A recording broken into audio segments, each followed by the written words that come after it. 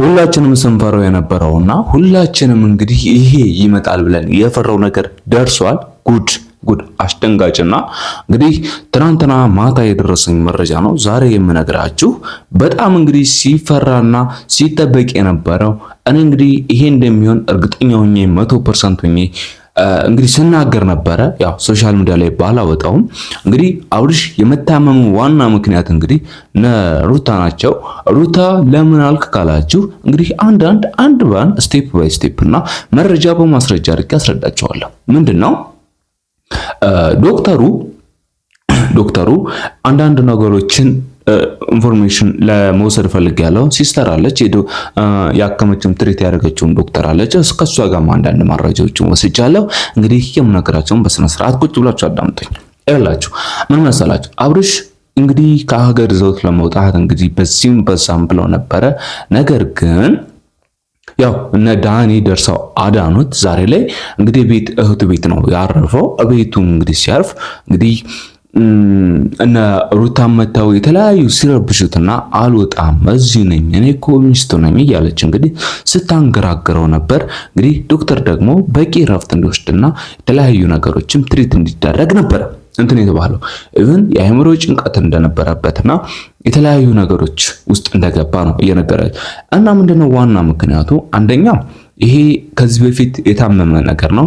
ሐኪም ቤትም ሲመላለስ የነበረ ልጅ ነው። ዝም ብሎ ነው ሶሻል ሚዲያ ላይ እየወጣ ያለው። አይናገርም፣ አይጋገርም። ዛሬ ግን ያው በመጨረሻም ሲበስበት ወደ ፍርድ ቤት እየሄዱ እንዳለ መንገድ ላይ ወደቁ። ያው እዛው በሩ ላይ ማለት ነው። እዚህ ጋር ፋሚሊ አንድ ነገር ማሰብ ያለባችሁና ማስተዋል ያለባችሁ ምንድነው እዛ ፍርድ ቤት ላይ እንትን ህግ ቦታ ላይ ሲወድቁ አንደኛ መድኃኒቱን በሰዓት እንዳልወሰደና ኢቭን ምግብ እንኳን በህይወት እንዲቆይ ብቻ በቀን አንዴ ብቻ እየተሰጠው እንደሆነ ነው የምነግራችሁ። አንድ ይሄ ነው።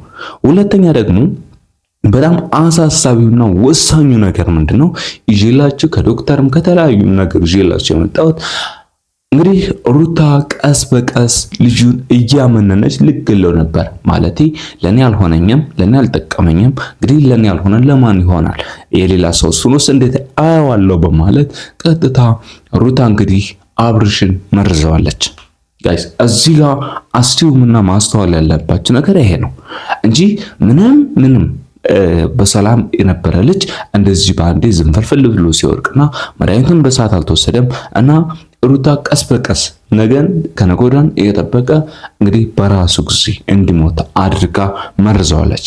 ጋይስ ይሄ አልበቃት ብሎ እህቱ ቤት ሄዶ ስናፕ ለማድረግ እረፍት ለማድረግ እያሰበበት ባለበት ሰዓት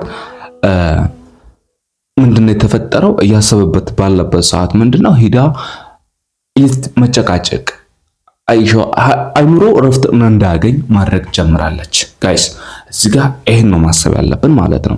ስናፕ ሊያደርግ በስነ ስርዓተኛ በስነ ስርዓት ትሪት አድርግ የተባለ ልጅ ይሄ ነገርን አስፈጠሩት። እዩት፣ ተመልከቱት። እንግዲህ አያችሁ እዛ ጋር ሄዳ ምን አይነት መልክ ስትሰራ እንደነበረና ምን አይነት ጭቅጭቅ ስትፈጥር እንደነበረ ሁላችንም እናያለን፣ እናስተውላለን።